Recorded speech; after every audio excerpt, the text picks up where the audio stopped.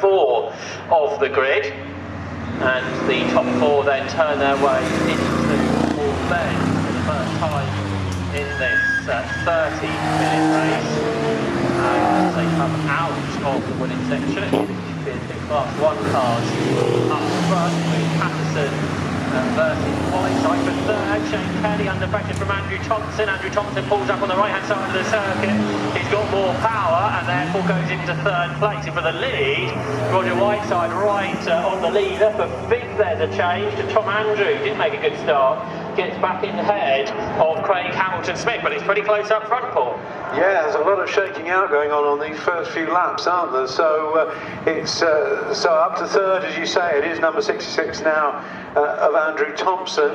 And then I think these three are going to break away. It looks to me as if Shane Kelly can't quite live with the first 3 cars, but the rest of the cars stream through. 15 overtakes 54, trying to work out 15 overtakes 54. That was for 10th position. That was John Milbank getting past Philip Sinclair. Right. So that was a place change as the leaders come down the gooseneck. Of course, we see them much more frequently because they're much quicker.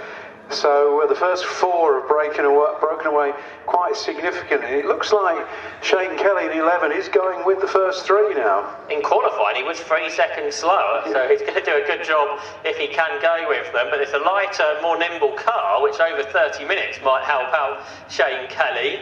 It's a very different car to what he regularly races, the Lara Formula 3 machine.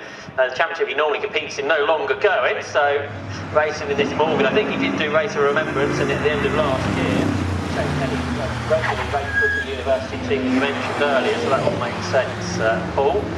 But meanwhile, Russ Patterson then turns his way out of Barn Corner. Is he going to lead? He is. With Roger Whiteside, Andrew Thompson, Shane Kelly gets close to Zander Beck to run out the corner. From Roger Whiteside, and up the QQ gentleman, Russell Patterson. Not sure if Patterson might have missed a gear there out of Barn Corner. We've got new race leader then. Roger Whiteside turns in as the leader. And actually the fastest lap goes to the 5th place car, Tom Andrew, who didn't make a good start. So the 1 minute 42.95, and therefore the 5th place car, Tom Andrew, catching the top 4. Yeah, the top 4 are right together after that lead change. And it looks to me as if Andrew Thompson thinks that he might get 2nd place. But along Park Straight, he slots in 3rd place. As you say, the top 5 closing up, and then the rest come through. So looks as if Patterson, as you say, might have missed a gear or something coming out of Allbends onto the start-finish line. Although he can't stay with Roger Whiteside at the moment. Whiteside is pulling away a bit. And Patterson's going to come under a lot of pressure from Andrew Thompson, I think, as they go into the mountain. And the lap times are quite a long way off of qualifying, so whether Russell Patterson's car's all good or not.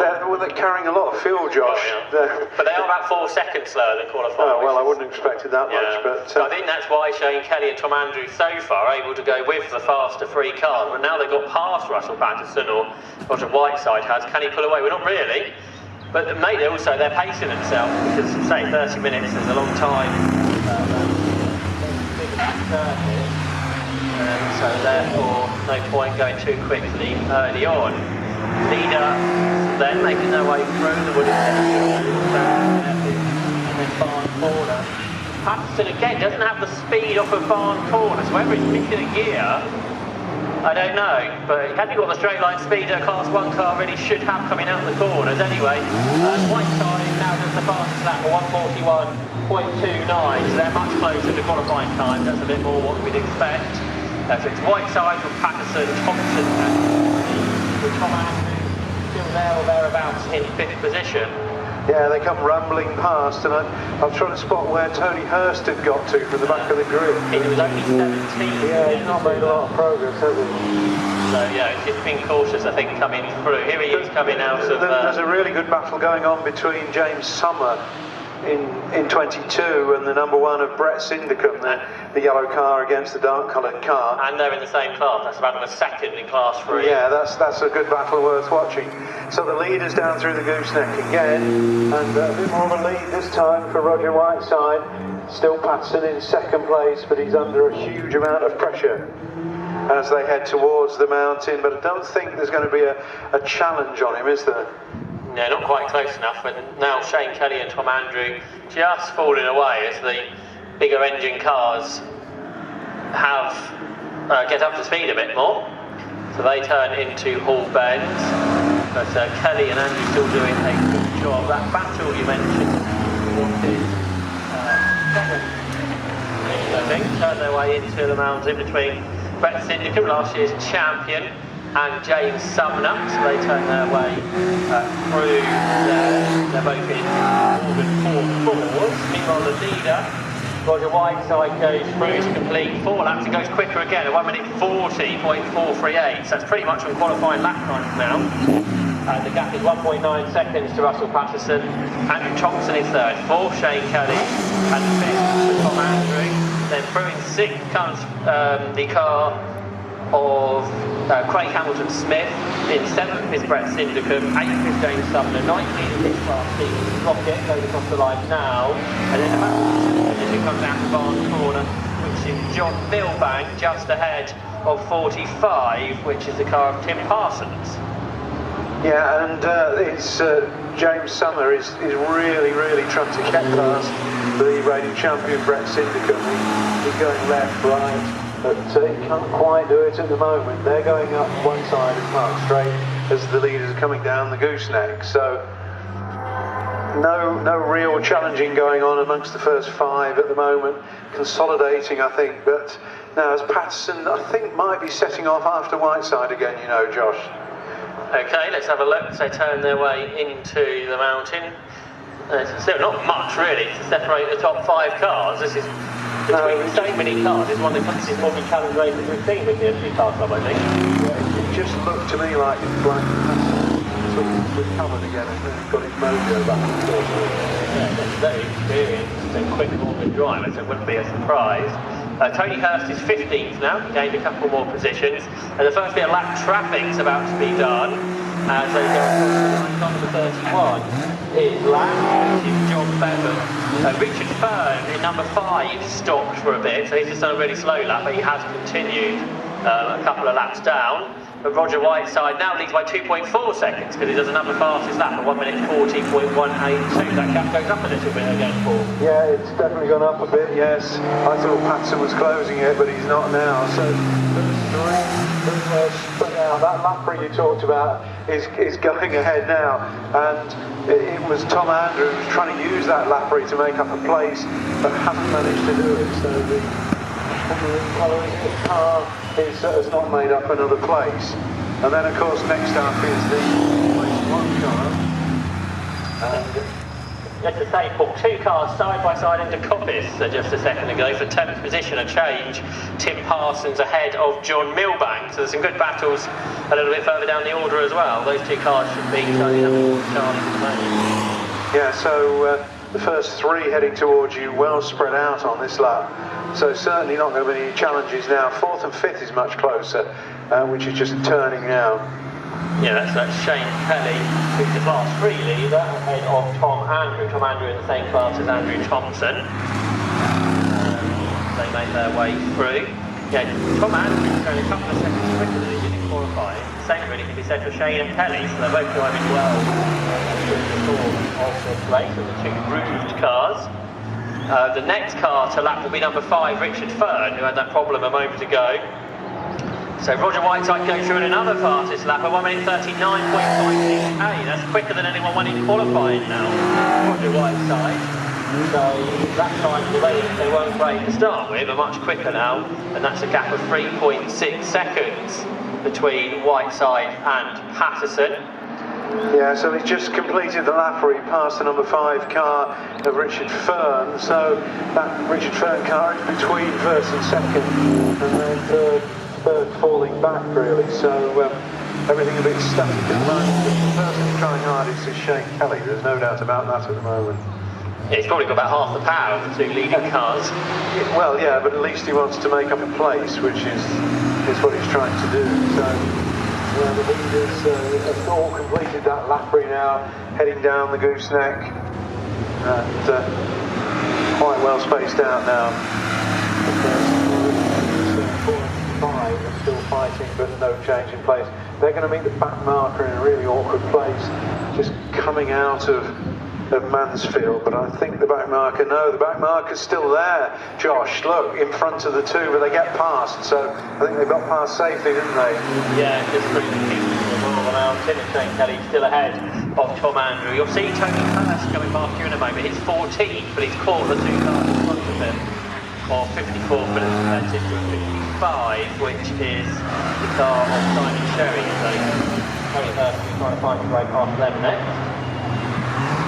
Meanwhile, the leader, Roger Whiteside, comes out of barn. He's got two cars to lap next, which are battling for position for what is 18th and 19th, I think. 20, there is Tony Kilby, and number 7, which is Phil Merton. So traffic's going to get a bit heavier now, and the gap is 3 seconds between the top two.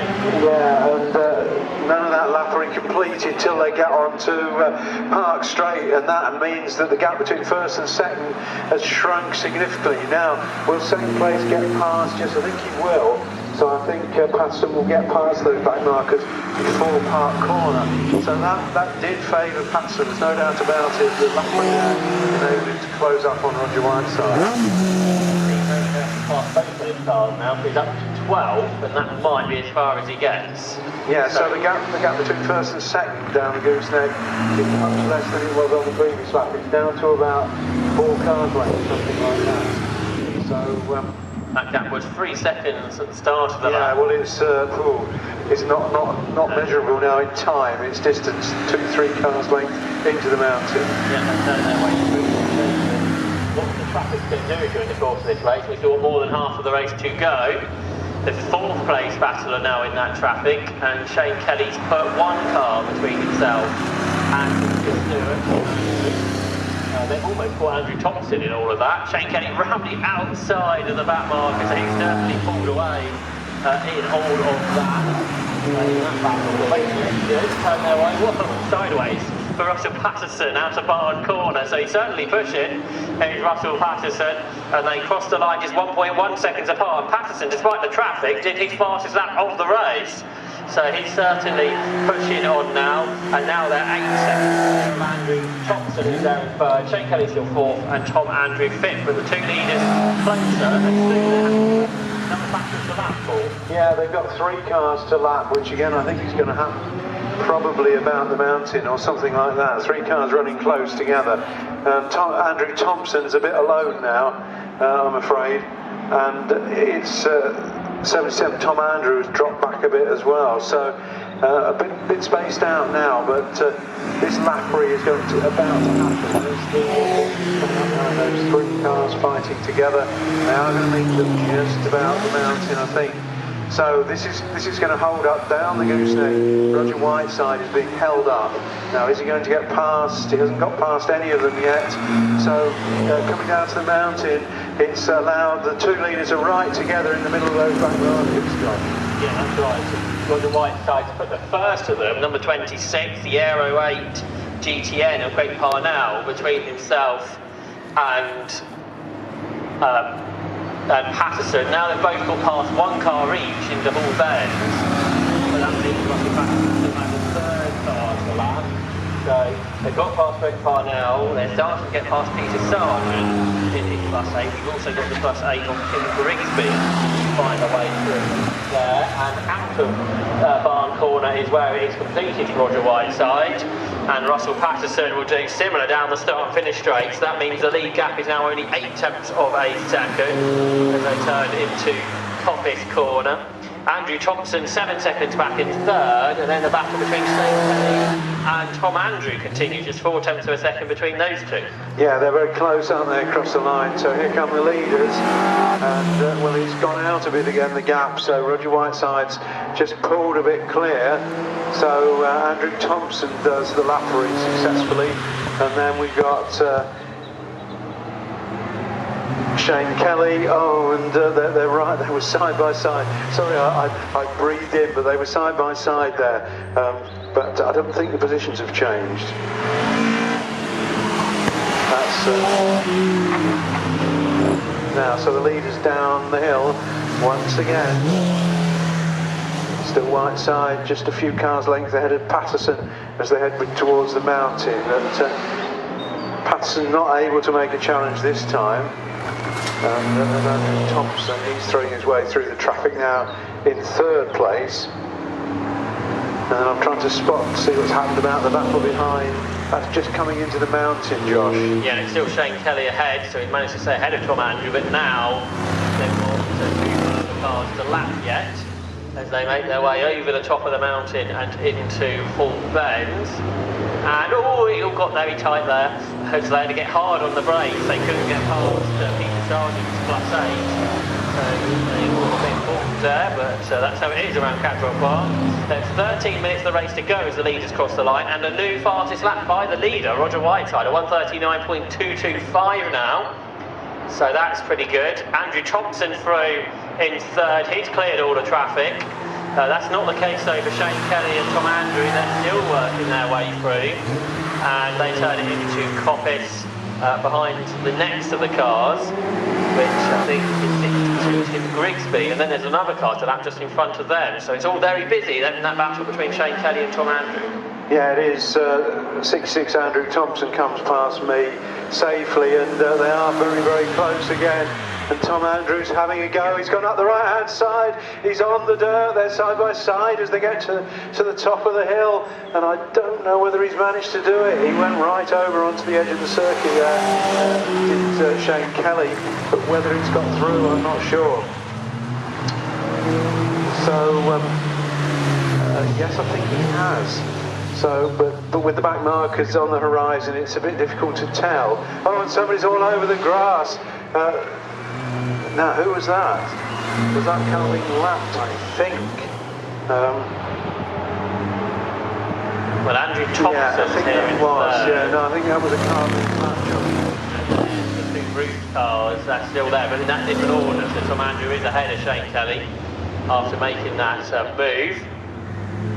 Yeah, then you've got those four cars all behind them. They've all got really busy for the last few laps. Let's just give you an order behind the top five, because in sixth position is the car of Craig Hamilton Smith, in seventh is Brett Syndicum, eighth is James Sumner, ninth for Tim Parsons, 10th leading is fast Stephen Lockett, 11th is John Milbank, and 12th Tony Hurst. With the lead gap now only 8/10 of a second, and they're coming through Charlie's. They certainly are, and well, Patterson looks racy again. That gap's closed up, and this is going to go right to the checkered flag, isn't it? Andrew Thompson now in 66, a long, long way behind. Blaze just passing my commentary box now, so he's more than length of Park straight behind the first two. And then here they are, and now he's got past. It is Tom Andrew who's pulling away now from Shane Kelly. Tom Andrew pulling away from Shane Kelly as the leaders, they're going up Park Straight as the leaders drop down to the bottom of the gooseneck once again. And there's a back marker going to be roughly at the mountain, I think, Josh, that the leaders have got to pass. That's Tony Hurst, the car in 12th position, the third of the roofed cars. Oh, Roger Whiteside had a big moment there through the mountain, he got very sideways through the left-handed element. And did he save it? No, he lost the lead. So Roger Whiteside got sideways into the mountain and made that mistake, which gave the opportunity for Russell Patterson over the top of the hill to take the lead of the race. So you don't see overtaking moves in these types of cars there very often. That was all induced by an error by the race leader, Roger Whiteside. So they still haven't passed the traffic, but now it is new leader, Russell Patterson, as they come up across the line, and Patterson goes up the inside of Tony Hurst. Then they lap Richard Ferd for another time, and he just about